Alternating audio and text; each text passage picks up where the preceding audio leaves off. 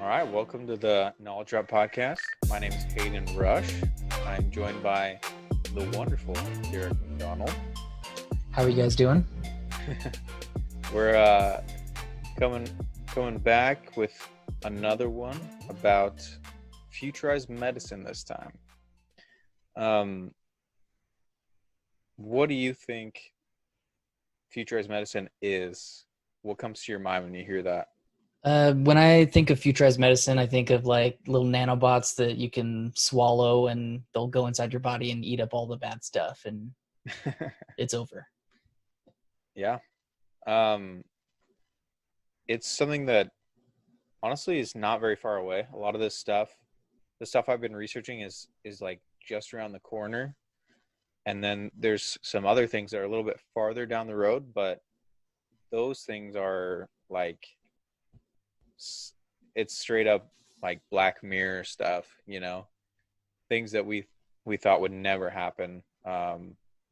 Basically like, Back to the Future. I think it was the second one where they go to the future and they go to 2015. I don't know if you've ever seen those, but Yeah. There's they some got of the best movies ever. they've got the flying cars everywhere, Mhm. like the flying highways. It's kind of that level of like unbelievable, Oh, wow. A lot of this medicine, the treatments and the technology that's coming out, it's pretty crazy. But before we get into that, why don't you hit us with our traditional fun fact to start things off? Awesome. So I've been reading about like water shortages, not so much here in America, but just in general, we're running out of fresh water. And I've been super interested in the idea of like taking salt water and desalinizing it, creating fresh water. And apparently, billions of years ago, the oceans, as we know them now, were completely freshwater. Really? Yeah. So when the Earth first like started cooling and created solid land masses and liquid oceans, there weren't any salts in the oceans. It was just pure water. And over time, with rain and waves and things, it's been dissolving all of these salts, and that's Minerals. why it's so salty now. That's so trippy to me. Can you imagine just swimming in the ocean and it's just like fresh water? You can just drink it.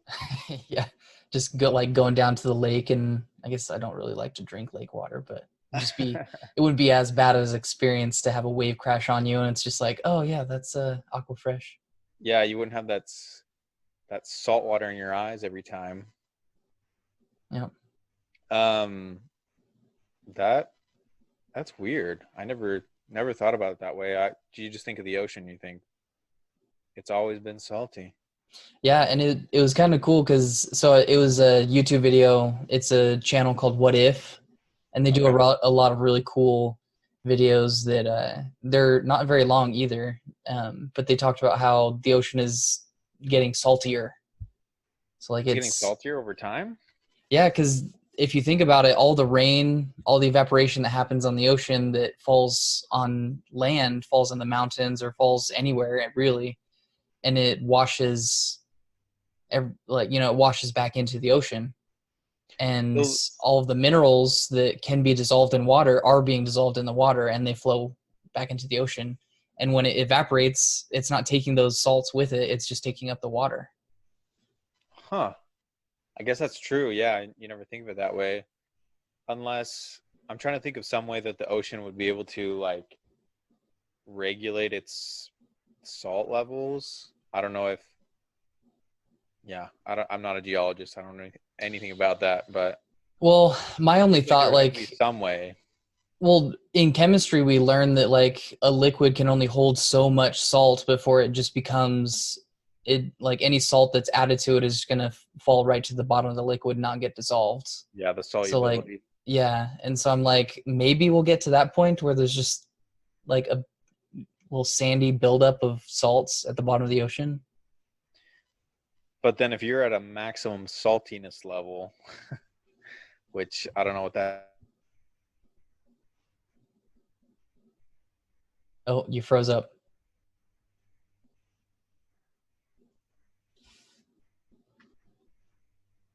You still there?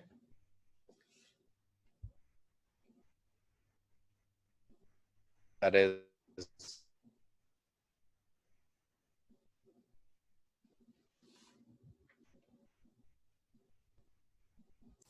Are we recording again?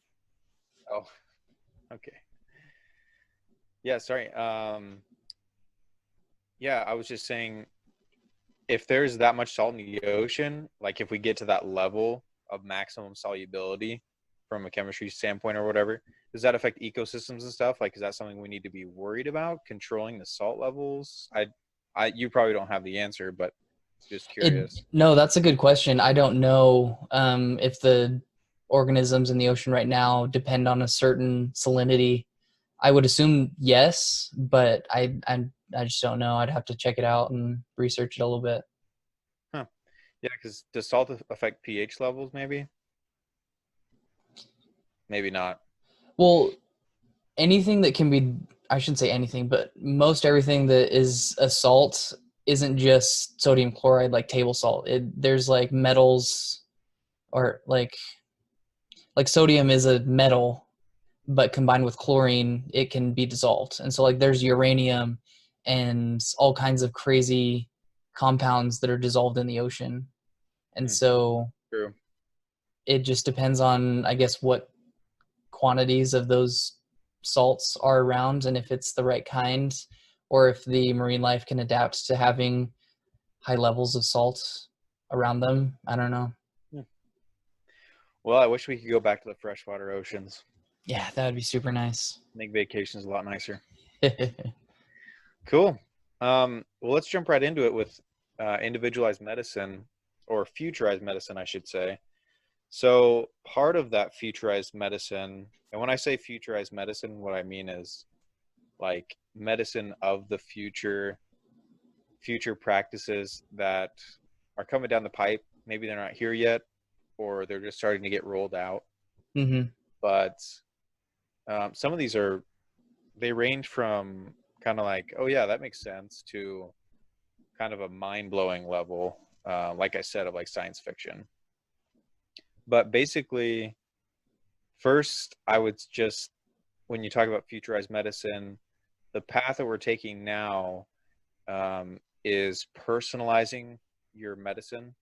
So let's say you have the same diagnosis. You have 100 people that are all diagnosed with the same illness, but each one of those people is different. Each one of their bodies handles things differently, right? So it only makes sense to individualize their treatments, so that you're not just writing one, you know, prescription for that same diagnosis. You're going in and you're identifying specifically for that person, what's your dosage, how much do you need, do you even need medicine, or do you need some other form of alternative treatment? um, so you've got like, maybe you could do a targeted therapy for one person, a traditional therapy for another person, and an alternative therapy or dosage for a different person. And as we go along, analyzing people's bodies and figuring out specifically what they need, we can target those medicines or treatments to specifically for that one person take care of the issue. And so it's not just a one size fits all, you know? Interesting. Yeah. So you're saying because everyone's different and everyone has their own needs and things like that, their bodies are different. You're saying that medicine in the future, we're somehow going to be able to read our individual's DNA and say, oh, they need this kind of therapy or they need this kind of medicine exactly here. Even as far as your ancestry goes, your genetics, specifically your, like you said, DNA, it's going to be affected, you know, your treatments are going to be affected by that. So you'll end up finding in the future that you'll be scanning their ancestry, their genetics, getting their DNA to find out exactly what that person needs. So I thought that was really cool, and just kind of like it's not very mind blowing, but it's just like, yeah, that makes sense. Why haven't we been doing this the whole time. We're just now getting the technology to really get to know someone's body, like to a level to where we can say, yeah, we need to specifically target these areas. Yeah. So I guess that would be my question: is what technology allows you to be able to go into someone's like DNA and say, oh, because they're Norwegian, they're going to react to this medicine differently than someone from Asia. Like I guess I don't I don't know if understand. it's so much to do with race, maybe, but I would say probably ancestry has more to do with it. Like if you've got a history of heart disease in your family, then you probably want to avoid certain drugs that will adversely affect people with heart disease. Does that make Okay. sense? Yeah, that makes Kind of more more of sense. that route. Like you're looking at their genetics that have been passed on from generation to generation. And so That, this, when you're talking about medicine, are you talking about stuff like CRISPR, where like you're editing your genes so that like if I have a history of heart disease, I can edit that out of my genes so that my children don't have that. Is that kind of what you're saying? yeah, and maybe you should. I don't know. Do you have other details about CRISPR, or do you know? I I haven't read too much about it. I just know there's someone in China who illegally edited genes, and then this person had children, or he edited the genes of children. Oh gosh, Something super illegal, yeah, but sounds illegal. we can't like do anything about it because these children are alive and they're healthy. And so it's like, well, do we continue studying them or So what? I don't know if you know, but did he edit their genes to be a certain way, and it actually turned out that's how it was? Like, was it successful, or As far as I know, he did edit their genes, but they, because the world said that this is wrong and we're not going to do this, we're not allowed to study the children, as far as I remember right? correctly. Okay, that makes sense. Yeah, I think they've probably been through enough, I guess, as far as experimentation goes. That's pretty crazy. Well, they didn't know they were being experimented on because it Sure, was sure. from embryo. Yeah, but you don't want to make them a circus show now. Like, Yeah, yeah, that's true. hey, just so happens that you were genetically modified, so you have to come with us, and we're gonna analyze you. Yeah, We're that doesn't sound gonna fun. poke you and study you your whole life. Yeah, sounds more like they should be living the high life with a nice lawsuit settlement Yeah. against that guy. Um, cool. Well, let's move on. So there's that. I mean, that's just kind of like a one of the more simple things. Moving on. So now we're coming to our very own Arizona State University. So this is an advancement in nanomedicine. So like you were saying at the beginning, I thought it was funny that you said that because yeah, I mean, you swallow something and you're like, yeah, I've got nanobots inside me and they take care of everything, right? That's kind of the dream. Yeah, I've always loved everything to do with nanotechnology. And so, in Avengers Endgame or even Infinity War, when Tony Stark's suit like just comes out of Yeah, his, comes out of oh nothing. man, super nerd Did moment. they come out of his skin or I can't remember how In that works. in the comics, the nanobots are inside of his bones, but Okay. in the movie, there's his arc reactor on his chest. That's where all the nanobots Ah, are hiding. gotcha. Yeah, that's crazy.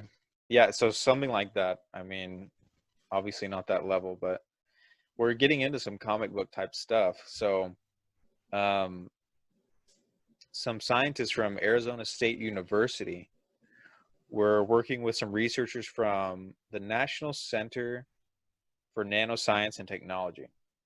Um, and what they figured out, they finally at the point now where they can program nanobots to shrink tumors and destroy tumors by cutting off the tumor's blood supply. What? So they're getting to that point now. They've already tested it in rats and had successful treatments. Um, one of the top scientists said We've developed the first fully autonomous DNA robotic system for a very precise drug design and targeted cancer therapy. So they're finally at the point now, um, where they're basically doing seek and destroy missions. Like, these nanobots can be trained to not only target the tumor, but they don't affect any of the The healthy tissue. healthy tissues, and they Man. don't hurt any of the healthy cells.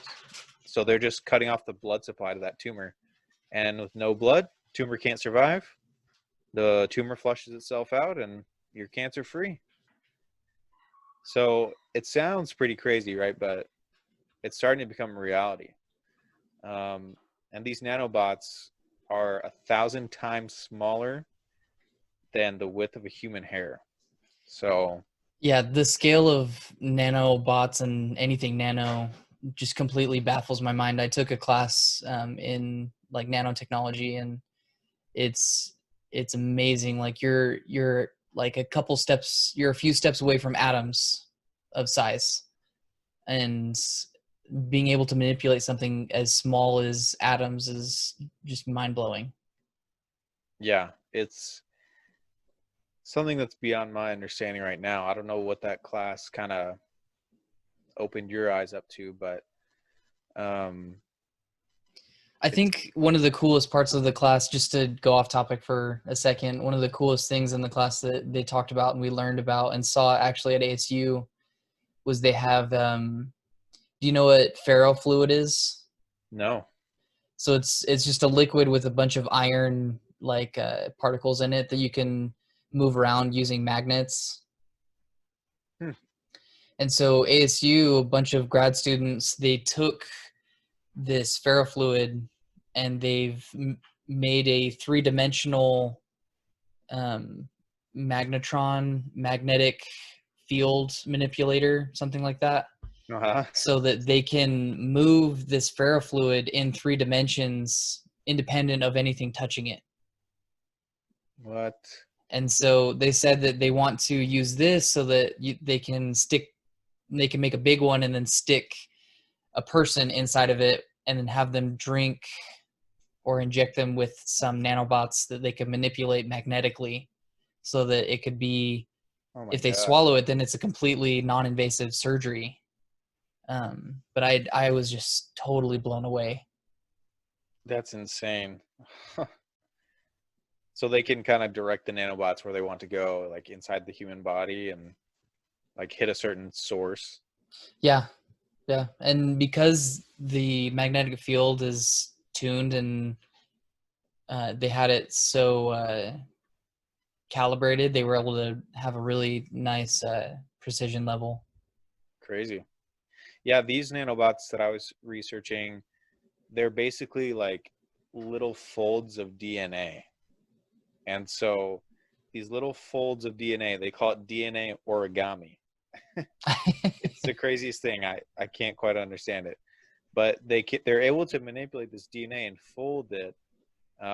They say it's a little flat rectangular piece of DNA that's folded over. It's 90 nanometers by 60 nanometers in size. So a nanometer is 10 to the negative 9 meters, right? Yeah. And on top of each one, they've got a blood clotting enzyme. It's thrombin, and it's attached to the surface. So all they have to do is just get that to flow through their blood to the right spot, and then it flows over the right spot on the tumor, and it just clots all those veins in the tumor, and the tumor can just shrink up and just go away. So it's similar to what you're saying, like, but they've been doing this. They had their first successful test 5 years ago, so they've moved quite a way, and they've Yeah, had successful what tests have they already. been doing since then? Like, are they doing like human trials or FDA approval, that kind of stuff? I don't think they're FDA yet, but there was another one here that was FDA approved. Let me see real quick.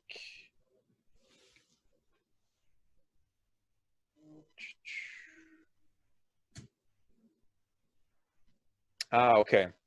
So it's not the nanobots. I thought it was, but um, kind of moving on to the next one a little bit. We can keep talking about nanobots, but because I don't think the nanobots are quite ready for human trials yet. I mean, yeah, it was 5 years ago, but you can imagine all the kinks to work out. I mean, I've explained this in a way that's like if you tried to explain a car to someone and how it works, and you said, "Yeah, you just press on the gas and it goes." Like that's kind of the level that I've explained it at. Yeah, And and there was a good bit of like a health section in the nanotechnology class that I took. Have you heard of buckyballs before? yeah, So buckyballs are they're nanoscale, and they are carbon atoms that are kind of bonded to each other to form kind of a ball. But uh-huh, they're so small that if you pour them onto your hand, they'll go through your hand. And they were saying that it's a cool trick, but we don't understand what that's going to do to your body, because these right, are structures that can hit your cells, that can knock things out of place, that can do all these different things that, could cause cancer, could cause, weird blood clotting. I don't even know what they were saying, but it was interesting because we are already using nanotechnology in a lot of products. A lot of makeup has titanium dioxide, and that's a nanoparticle. And so if this titanium dioxide can go through your skin, can go through your body, what is it going to do to your DNA? What is it going to do to your brain functions? You know what I mean? right, yeah, yeah. There's a lot of things to think about as we move forward. You get so small on that scale, and you just never know. Like, what are the secondary effects gonna be? It seems like everything has a catch. When you work with medicine, I mean, think of any drug. How many side effects are not listed on that drug? Even if there's a small chance, but you have to work through all of those things and find all of the kinks that can come out of it. Yeah, I think about it the same way as in engineering. In my internship, we're building a rocket, and we have to like toe the line between strength and weight. You can make the Yeah, rocket super strong, but then yeah, it's going to be too heavy to fly. And yep, if you make it too light, then it's not going to have enough strength to resist the forces that are going to be on it. And I think it's the same thing with anything, medicine. You can give them a little bit of this and a little bit of that's going to happen. yeah. You have to find the balance, and you have to be okay with the trade-offs. Hmm. So the next one is, and this is FDA approved in 2013. They're working on retinal implants. So you can get an implant that basically, at the end of the day, helps you see. And eventually will help you to see 2020, like somebody who can't see at all, somebody who's even blind. Sign me up. Yeah, I'm not blind, but I have a lazy eye, so I need to, definitely check that box. I need that. yeah. This is at New York University. Um, Basically, what they're saying is that brain implants today we're at brain implants today where we were with laser eye surgery about 10 years ago, if that makes sense. So So 10 years, think about where we were with laser eye surgery 10 years ago. You didn't really know that many people that got it. It was kind of like, yeah, I mean, it's maybe a 50-50 shot. Like, it's not a great chance. And just think about, like, I know a lot of people that have had laser eye surgery.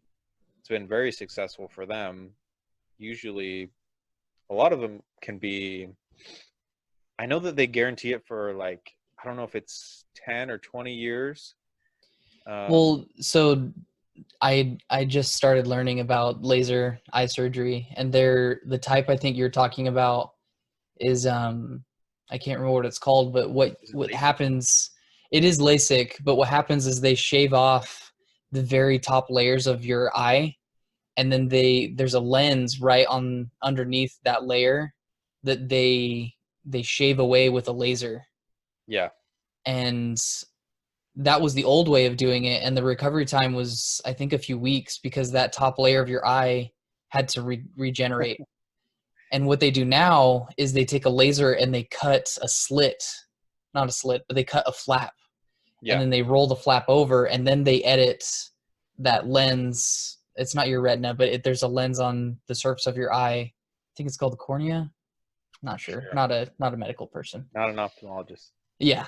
But then they would edit that part and then they just put the flap back over and seal it. And the recovery time for that is a few Way days. faster. Hmm. Yeah. So it's like significantly faster And something like that, I mean, and you're good to go for 10 years more. You never until your know. eyes go bad, at least. Yeah. And that's just kind of human nature until we can keep on improving. But the advancements have been huge. So we're kind of at that spot right now where with Blaine, with the brain implants, we're kind of where laser eye surgery was 10 years ago, in that probably in a decade or two, brain implants are going to be a pretty common thing. Um, you'll have a retinal chip that will give you perfect eyesight, the ability to see in the dark. So is this, and we do this every episode, but is this related to our main man, Elon Musk, and his No, company Neuralink? not that I saw. I didn't get super super deep, but I mean, I'm sure he'll get to it, right? What doesn't he do? Yeah, he's just got 100 things, 100 other, you know, humanity. How do I say this? Since the dawn of humanity, issues that we've had that he's trying to solve. So, Yeah. but yeah, I'm sure he'll have a hand in it somehow. Um, but yeah, the ability to see in the dark, that's what really, I was like, what can we not do if we can see in the dark, Can you imagine? Like, I mean, maybe it's not a big deal, but to me that was just like so mind-blowing. I always wanted that as a kid. Like, I just want to see in the dark. That'd be amazing. That's a kind of funny. It's like a half step away from Predator. Yeah. Um, the Hacksmith. I don't know if you watch him on YouTube, but he just No. made a big old Predator headgear rig thing that you can see in infrared and in the Wow, dark that's and awesome. all that cool stuff. What's that called? Hacksmith? Yeah, Yeah, you guys should check out Hacksmith if you haven't. I haven't checked it out, but it sounds legit. yeah. Their whole company is Hacksmith Industries, and their whole goal is to create in reality the things that we see in comics and movies. Right. Sweet. I love that. That's what it's all about, because even if you invent something that's amazing, but you can't make it fun, it's like, people won't really people aren't really into it. Yeah, and I honestly, that's why I wanted to do engineering. I want to invent something, and I want to make it so that it improves people's lives and makes life better. And I think that's why everyone talks about Elon Musk, because the things that he's doing are it's helping people and it's creating a better future. Yeah, and it's stuff that we're like, yeah, this has been a problem forever. Like global internet. Like, yeah, I can't go up north. If I drive an hour outside of town, my service kind of sucks. No matter what company you're with, you can find a spot that just kind of sucks. But he's like, yeah, I mean, let's just give everybody internet, like no matter where you are. Yeah, and for me, I think it's really cool that it's not it is for us. We want to have coverage everywhere, but like I can't remember the statistic, and I don't want to throw out a wrong number, but how many people don't have access to the internet that could be geniuses, that could be, helping us create a better tomorrow? You know what I mean? Yeah, and that can find life-saving information. Just the ignorance alone in some places is life-threatening, in that if you're ignorant about something, you could very well die. I mean, if you don't know what's wrong with you, like you've got some sort of illness, you've got some sort of thing going on, and you don't know Yeah. what to do, and you've got no No, doctors around, no, a super good example is when I was in Ghana, we went to this lady's house and she was cooking um with propane indoors, and they don't, it's a concrete room, and so there's no real ventilation. And she was like, oh man, I'm feeling so sick, I must have eaten something bad. And when I Gosh. walked in, I could be like, oh man, the air is like stale and kind of smoky, like Yeah. it didn't feel right. Hazy. And Mm-hmm. so I told her, you can't cook inside because of a gas that comes from when you burn, and it can kill you, and that's what's making you sick. Wow, that's crazy. I can totally see that happening though. I mean, what would you know? Why would you, if you didn't know that, you know, nobody's gonna tell you, you're Yeah, not gonna know any who better. would tell her that? Because anybody around in her immediate circle of influence, they don't know it. Yeah. Yeah. So, I mean, that's what we're talking about. It's like this stuff saves lives, engineering saves lives. It's like engineering makes people's lives better. That's what it is at the end of the day. It's just human beings trying to improve upon themselves, basically. Yeah, totally Um, agree. so let's see what else we got here. So, I mean, like I said, Black Mirror stuff, but they're talking about farther along down the line, you can have basically like a memory card for your brain. Like, like you can, like you can, That's definitely Neuralink. yeah. I mean, like we laugh about it now, but you never know if there's a day where it's kind of like a legit thing.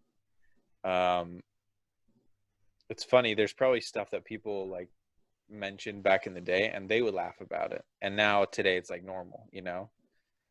But yeah, I think it is something to laugh about because it's so crazy and so like amazing to think about. But they're saying, you can control your smart home, like you're opening the front door, closing the back door. If one of your kids opens a window, you'd know about it, and that's no longer just on your phone.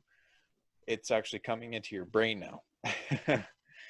So you're literally connected to your home as well through your brain, so you Yeah, can know exactly what's going on.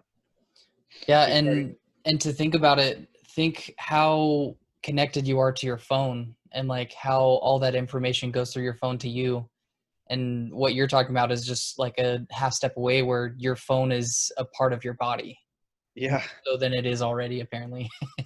Yep. It's goes from being in your phone 24/7 to just right inside your brain. So it's crazy, but it is possible. I mean, there's also hearing implants. You get a chip inside your ear that monitors the frequencies and can perfectly just tune them so you can have perfect hearing, you can have perfect pitch, and everybody can have that. I mean, anybody who can afford it anyway. I feel like this is the beginning of a movie or something Yeah. like this all exists, but at a price. And what Well, are we to pay? I like to think, I don't know if it's quite happening now, but there's an idea of the fact that yes, it will start out with just the rich, but there's going to be like a trickle down effect of technology. Yeah, Um, you know, when microwaves were just discovered, it was very expensive to have one, but now it's like it comes standard in some apartments. yeah, almost everywhere. If you buy a house, it comes with a microwave. It's just part of the deal. It's weird. Yeah, and so it makes me feel like all this really awesome medicine stuff is really great, and only the rich are probably going to have it when it first comes out. But we're going to discover new ways to manufacture it, new ways to work with it, so that it becomes cheaper. And then once it becomes cheaper, we can, you know, market it to Yeah. everybody. In 20 years, your fourth child or your third child is going to be like, "Dad, you're giving me the Tesla, but I want the new one. You're giving me Yeah, this 20-year-old Tesla, the stupid old Tesla that you used to drive our family around in. Oh my gosh, how am I going to show up to high school in this? Like what used to be the station wagon is going to be the Tesla, and you're Well, like, I'll bet you in 20 years we're not even gonna have to own a Tesla. There's just gonna be Teslas driving around with no driver, no well, steering yeah. wheel. You think 20 years, really? You think that soon? I don't Um, know. I honestly, with the Elon That's Musk soon. pace, I think that in 20 years, because they've already started setting up models for this. I can't remember what they call it. It's like a Tesla network. Yeah, Because in the Elon Musk's like goal for Tesla is that when I go to work, like when I get to work, my Tesla, I can say, okay, go pick somebody else up and charge them a fare, and pay down my payment for that month. You know what I mean? that's That's the awesome. goal. Mm-hmm. Huh. So, and the whole autonomous driving thing is, I think, gonna eliminate drivers because drivers are dumb and they don't follow the rules like robots do. Sure. Yeah. You know that there will be holdouts, though. I mean, like like you said, at Elon Musk pace, but uh, Elon Musk has to work with the rest of the world. You know what I'm saying? Like everyone else has to match that pace at a certain point, and Yeah, he can only go as fast as we're willing to accept the changes that he's trying to incorporate. yeah, yeah, it's that way with anything. I mean, if they came out with something tomorrow, hey, we perfected self-driving cars, but how long does it take for people to accept that? How long does it take for people to trust it and actually implement it in their lives to the point where they're willing to invest money in it, their own funds? But yeah, man, I could see that happening. I won't say it's impossible. Um, so you've got implants that can go inside your spine and you know correct spinal injuries, neurological damage, people with Parkinson's disease. Some of this stuff has already started to roll out a little bit. Hmm. It's not very common yet, but like anything else, like we're saying, it's only going to become more and more common and more affordable as we go forward. But they've had some success with people with Parkinson's disease, being able to gain a little bit more control. Um, there was a news article on BBC about a guy who was completely paralyzed. He's a quadriplegic, which everyone probably knows means all four limbs not working at all. And he is able to control an exoskeleton with his mind. So it's not his actual limbs, but he's able to manipulate basically a robotic exoskeleton that attaches to his arms, attaches to his legs, and he can actually move it with his mind. So he's moving his arms, moving his legs, and he said for him that it was like walking on the moon. Like he felt like he was the first man on the moon, pretty That is much. so cool. And how life And changing it would be to be able to move again after, who oh knows how long. yeah, maybe he was. I don't know if he was born that way or what, but that's just something that's science fiction right there, right? I mean, what more do you want? What it's like freaking Avatar. You remember Avatar where they got those huge robotic suits Oh, and yeah, yeah, yeah. I just remember an now. exos on the inside, it's just an exoskeleton and it's controlling this huge armored robot on the outside. But, how different is that? All you have to do is just connect it to another bigger armor and, you know, and he's controlling with his mind. He's not even moving his arms or legs. So crazy. Yeah. I think I think more about like Gundam Fighters or Pacific Rim when I think of, you know, controlling giant Oh yeah. robots with my body/mind. Yeah, Pacific Rim, but you got to find someone that you trust because you got to share half the brain with them. Which does I never really understood. I just accepted it because it sounded cool and, you know, created more drama. But yeah, I guess it could make sense. I guess it's just like so big that you can't just connect one brain to it. You got to connect two. Because And yeah, maybe future medicine will help figure that problem out too. I don't know. because two brains are better than one, and we all know it. I guess that's the saying, right? Yeah. But this exoskeleton, like I was saying, so they had two implants on the surface of his brain, covering the parts of the brain that control movement. And then they've got 64 electrodes on each implant, right? That they read the brain activity and they beam the instructions to a computer nearby. So then the computer software reads those brain waves, interprets them, and then turns those into instructions for the exoskeleton. Okay. That seems. Um, Yeah, I get so that. then he's strapped to the exoskeleton, and he just thinks like walk, for example.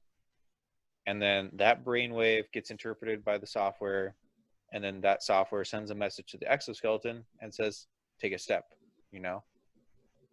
And so he can get specific on that, like left, But right. there would have to be some calibration beforehand, because how would the computer know what that signal of like I'm thinking walk would mean, right? Or are they just measuring certain signals in his brain when he's thinking certain things and saying that's what walk is?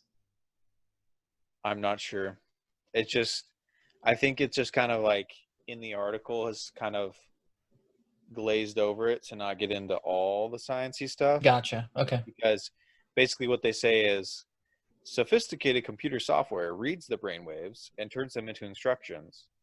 So how that happens, we don't know. Like somehow those brainwaves are getting interpreted by the software successfully, and then that software is communicating with the exoskeleton, and the exoskeleton is actually making the movements.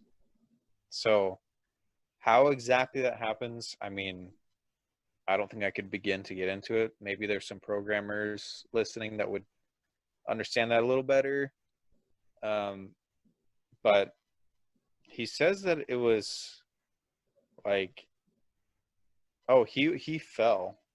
I didn't remember this till now, but he fell 15 meters from a nightclub. So 15 meters for our American listeners, that's what, 40, 50 feet? Close to 5 stories, I want Hey to say. Google, how many feet is 15 meters? 15 meters is 49 feet, 2.551 Damn, inches. 50 feet. You see Yep. that? Nice. Nothing's playing right now. Thanks, Google. So he says that it was kind of, I mean, obviously it was an adjustment for him, but he was able to learn it, you know? And if he can do that now, I mean, it's 2020. How soon is it going to be, you know, instantaneous to where you're thinking about grabbing something Hmm. and it's just happening like Yeah, as you're doing it. and as the more practice he gets with that software and technology, the better it's going to be, especially once we incorporate machine learning or artificial intelligence into that kind of thing. Yeah, because you know that not only is he doing it, but they're they're recording all that data, so they're going to have all that data for the future, like how, you know, all that information as far as him thinking, getting interpreted by software, making improvements upon the software, making improvements upon the suit. I just hope that, you know, if he's thinking something that it's not publicized to all the world, like he's thinking, like he starts thinking about something he shouldn't, and then that brainwave starts to just get written out somewhere, and Hey, people are privacy is a big like, issue right now.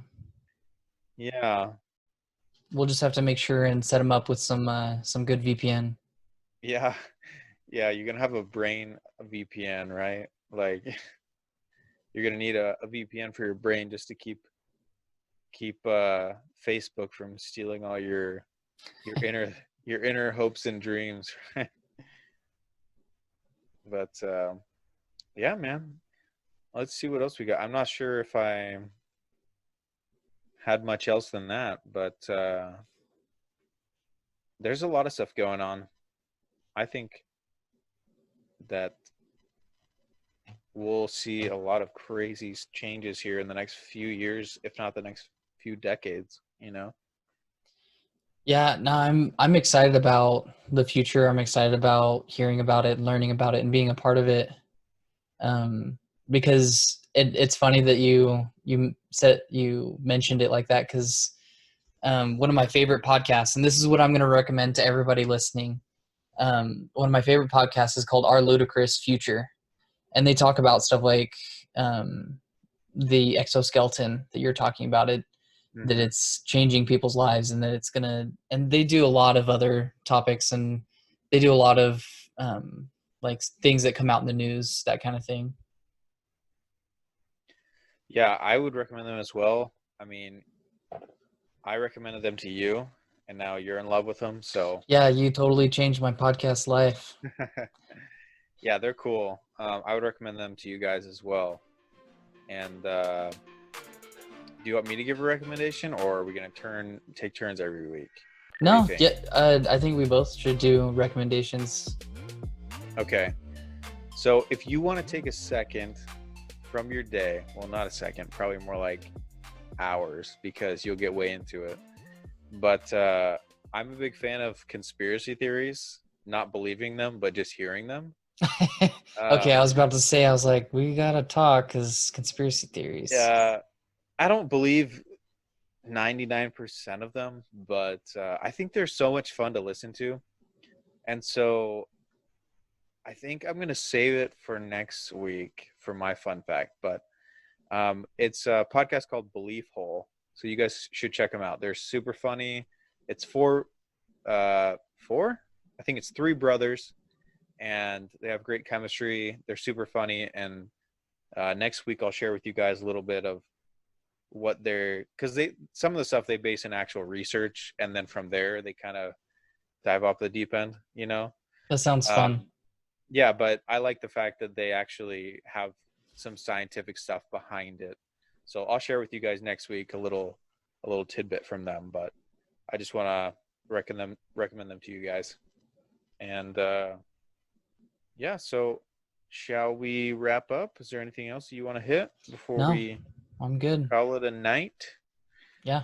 Um, so you guys want to check us out on Twitter? Our handle is at knowledge2drop, the number two. Our Instagram handle is knowledge2drop as well. Our YouTube channel is just called knowledge drop. So check us out on there, and if you enjoyed this podcast, leave us a review, share it with your friends, yada yada yada. What you hear on every single podcast. Well, But and it does make a difference for, like, we enjoy doing this, and we hope that you enjoy listening to us. And if it is something you like and you want to tell us you liked it so we keep doing it, then this is how you let us know. yeah, we're new at this. We're getting better, so we don't shy away from that. We're making our best effort to improve. So let us know what you guys think. Let us know what we can improve on. We're only going to get better as time goes. But thank you guys so much for listening, and we will hit you up next week.